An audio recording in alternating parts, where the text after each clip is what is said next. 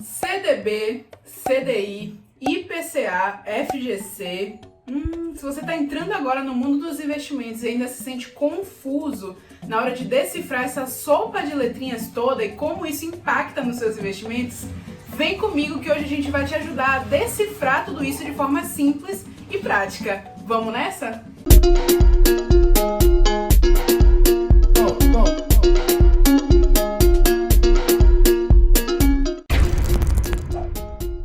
Fala, emancipado, tudo bem com você? Hoje eu decidi de uma vez por todas te ajudar a decifrar todo esse código do universo financeiro.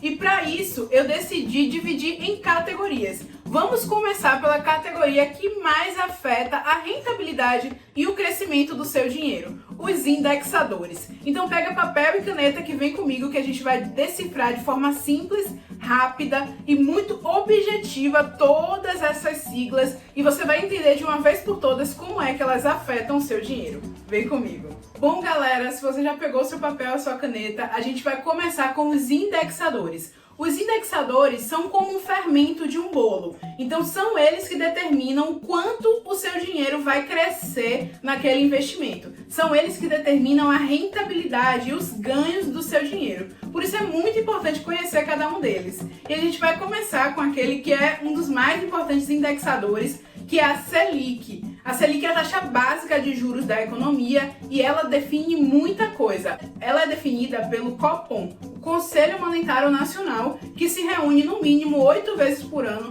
para analisar como é que está o cenário econômico global, né? Eles vão ver como é que está a economia do mundo, como ela pode afetar a nossa economia e eles também vão olhar como está a economia interna, como é que está o mercado interno do Brasil e vai analisar todos esses fatores e entender, decidir se a Selic ela deve baixar ou deve subir naquele ano. Bom, e aí pensando nisso, a simples decisão de subir ou descer a taxa Selic afeta em toda a nossa economia e eu vou explicar para vocês de forma simples como é que isso acontece. Bom, e no momento a gente vive um dos momentos históricos do Brasil onde a Selic está muito baixa, tá? Ano passado mais ainda, ano passado a Selic chegou a bater 1,9% ao ano. Quando o Copom decide baixar a Selic, significa aí para a nossa economia que vai ter juros mais baixos. Quando os juros estão mais baixos, significa que as pessoas vão pegar maiores financiamentos. Ou seja, já que o juro está baixo, por que não pegar um empréstimo? Por que não comprar no cartão de crédito, já que os juros está tão baixo? Por que não financiar a minha casa, já que o juros está aí apenas a 1% ao ano, então a minha dívida não vai crescer tanto? Então, quando o juros está baixo, as pessoas acabam pegando mais empréstimos, tem mais dinheiro circulando na nossa economia, ou seja, a economia está mais líquida. Então, quanto mais dinheiro, mais liquidez circulando e mais as pessoas também vão consumir. Com o consumo elevado, o que significa? Os preços também eles vão aumentar, porque o consumo está elevado e a procura está mais elevada. Então, significa um perfil econômico mais expansionista.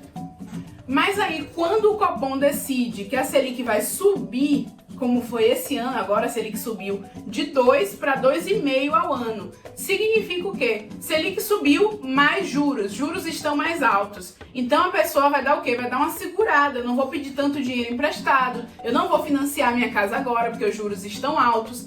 Isso significa o quê? Que vai ter mais restrição, vai ter menos dinheiro circulando, ou seja, vai ter a pessoa consumindo menos.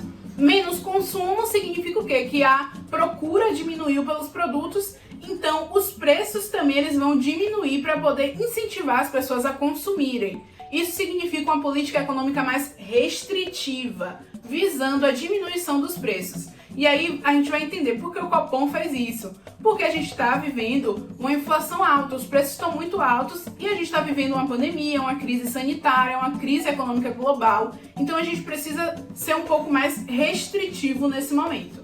Agora a gente vai para o maior indexador de títulos privados, que é o CDI.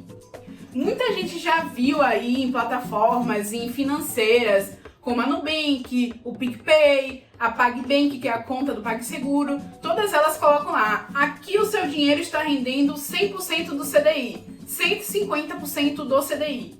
Essa sigla significa Certificado de Depósitos Interbancários, ou seja, Vou explicar para você como é que surge o CDI, né?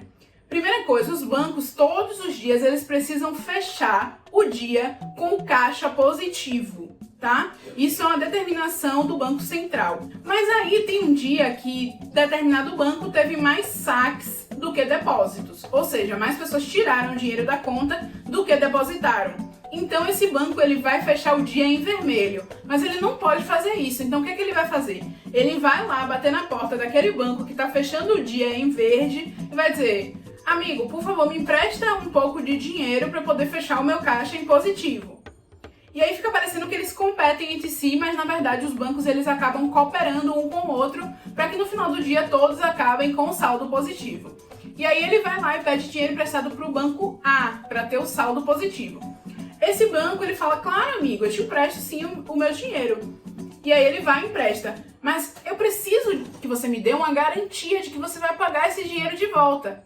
E aí esse banco que pediu dinheiro emprestado, ele fala: tudo bem, eu te dou uma garantia, toma aqui esse certificado dizendo que você pode a qualquer momento vir aqui cobrar esse dinheiro que eu te peguei emprestado. Então o banco que emprestou, ele fica com o certificado, o banco que pediu emprestado fica com o dinheiro. E a taxa desse empréstimo, que vai regularizar esse empréstimo, é o CDI. Ela se tornou uma taxa porque ela é calculada a partir da média de negociações entre bancos num dia. Então, todo dia tem negociação, tem um volume grande de dinheiro circulando entre essas negociações.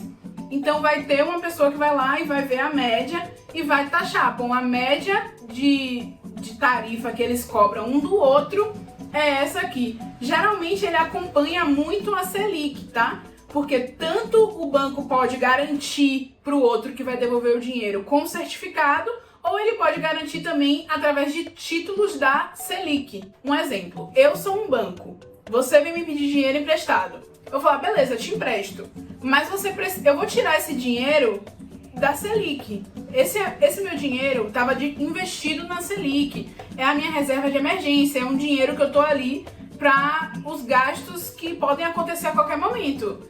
Então, se eu for te emprestar esse dinheiro, ele precisa ter alguma vantagem. Se eu vou tirar o meu dinheiro de um lugar que ele está rendendo todos os dias para emprestar para você, você também precisa me pagar esse dinheiro com uma rentabilidade, né? E essa rentabilidade geralmente está ali muito próxima da Selic, porque já que eu vou tirar o dinheiro da Selic, eu preciso que você me pague a mesma coisa que a Selic iria me pagar.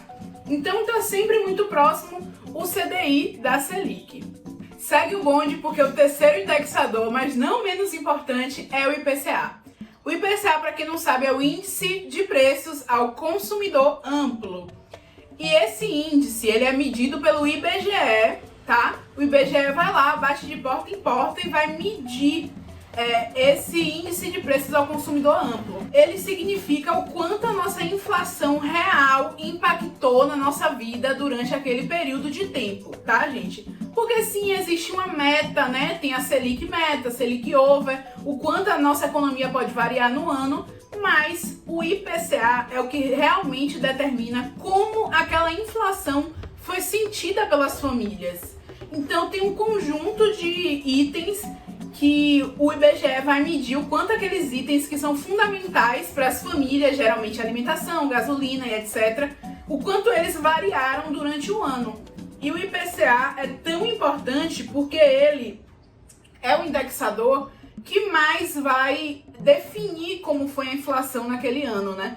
Porque para quem investe e quem está buscando rentabilidade no investimento, os investimentos eles precisam superar a inflação. Porque não adianta o seu dinheiro investido render 10% se a inflação naquele ano foi de 15%.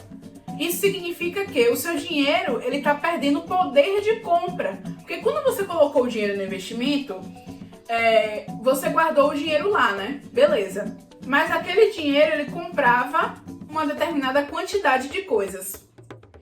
E aí, se a inflação subiu muito naquele ano e o seu investimento não superou esse crescimento da inflação, significa que quando você tirar aquele dinheiro, ele não vai comprar mais a mesma quantidade de coisas, ele vai comprar menos coisas.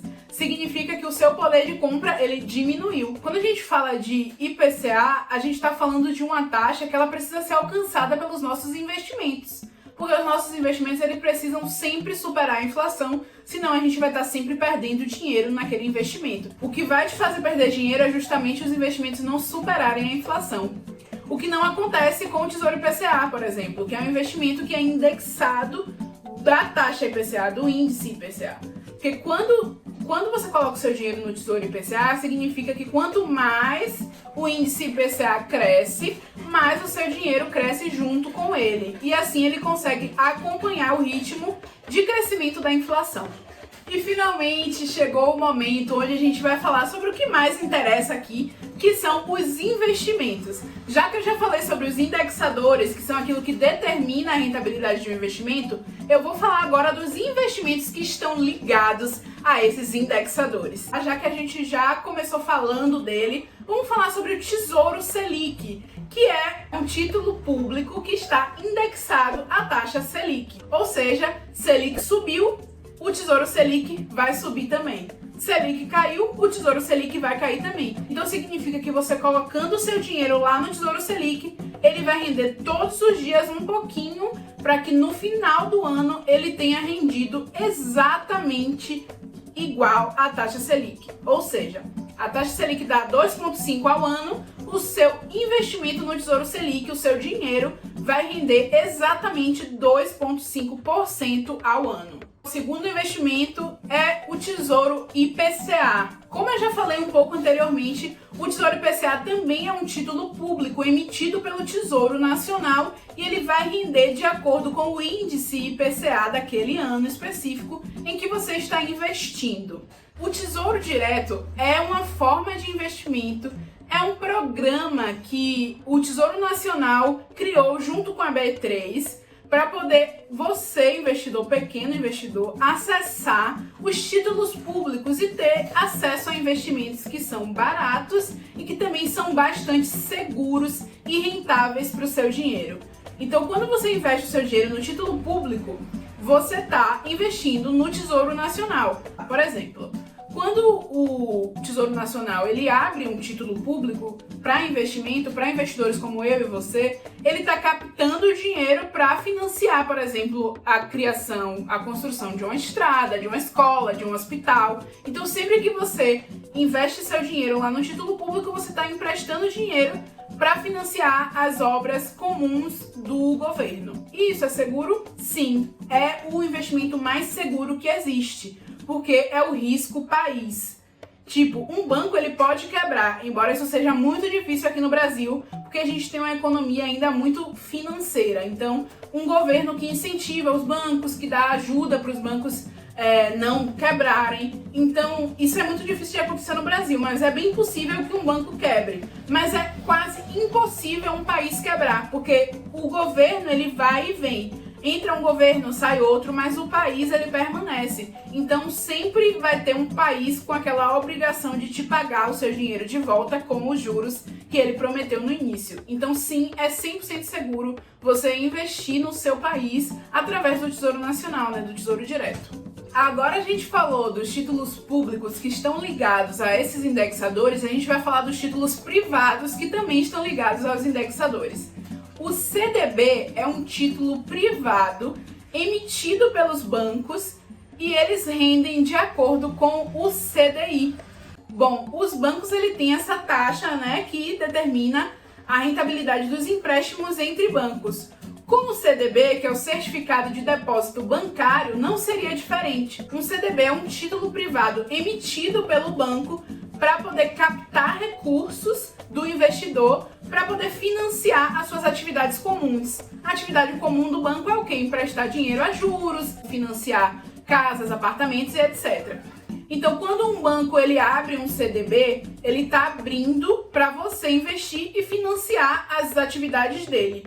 E em troca desse dinheiro emprestado que ele pega, seu investidor, ele vai te dar uma taxa de juros, geralmente é o CDI. Outros títulos que rendem de acordo com o CDI também são os títulos onde você vai emprestar o seu dinheiro para empresas de determinados setores da economia do nosso país.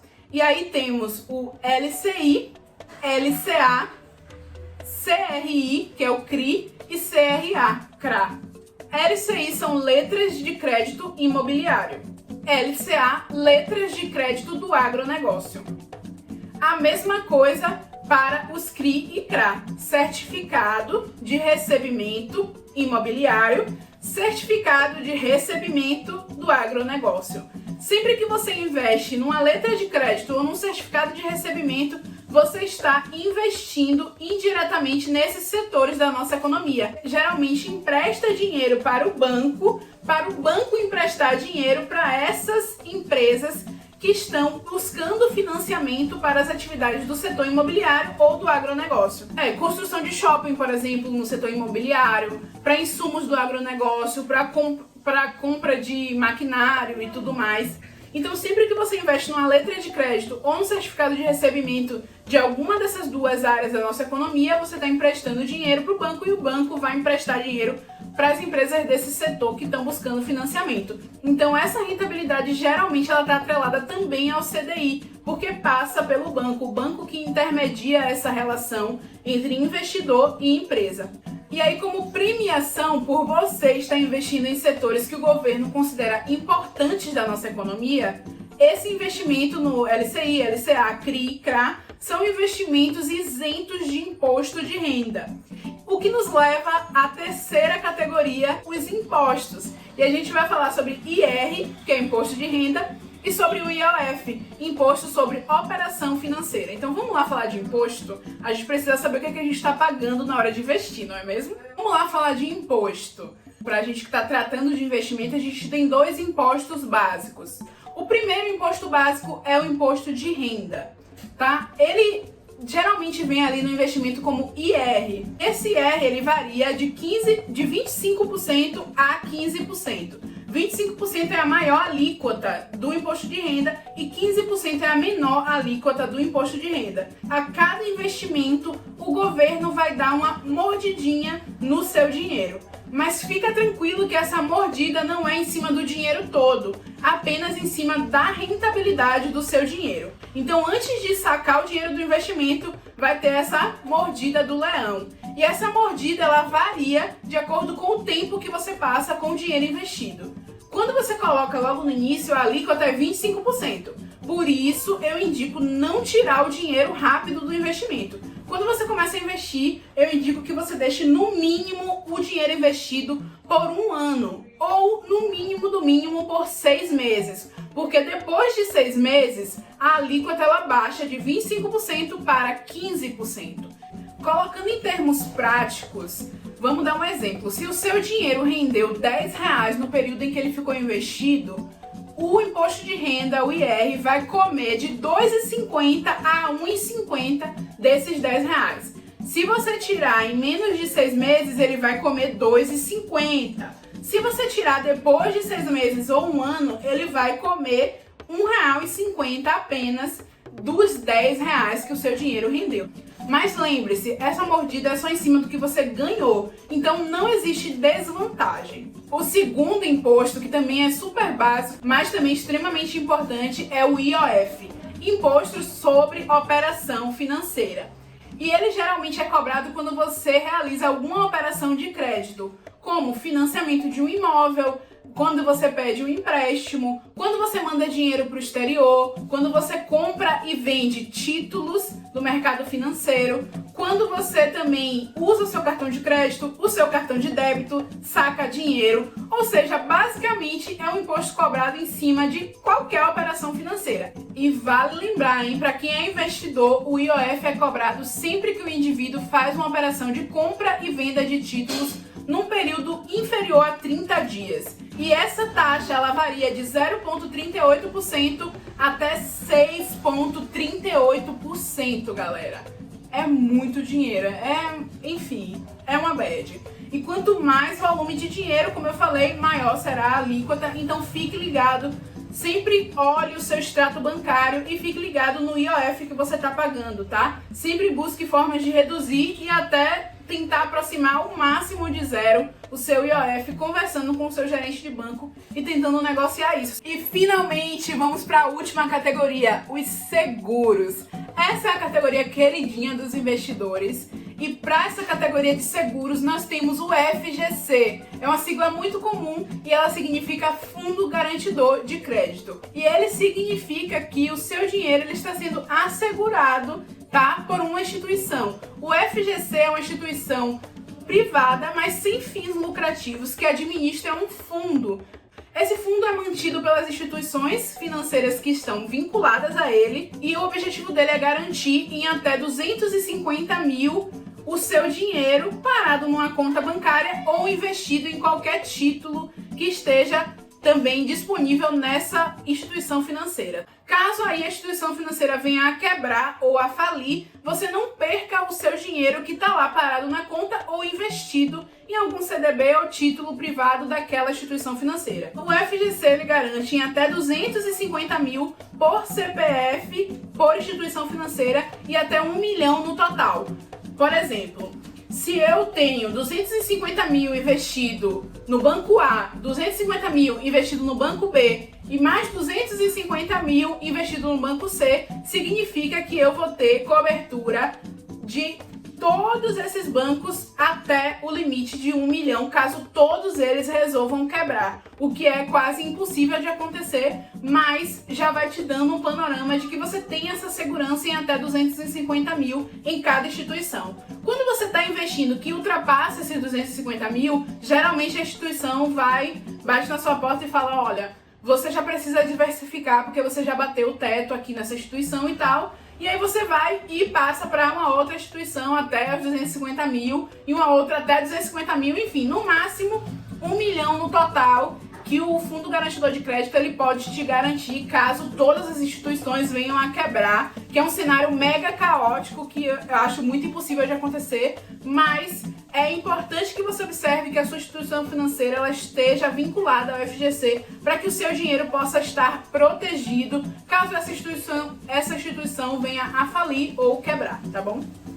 Bom, gente, essas foram as dicas de hoje. Eu espero que vocês tenham gostado desse vídeo. Se gostou, já deixa o seu like, ativa o sininho para mais novidades aqui. Vai ter muito vídeo legal. Comente também se ficou alguma dúvida. Eu espero que vocês tenham gostado e tenham conseguido finalmente entender essa sopa de letrinhas. Compartilhe o vídeo com quem mais precisa. Um beijo e até o próximo vídeo.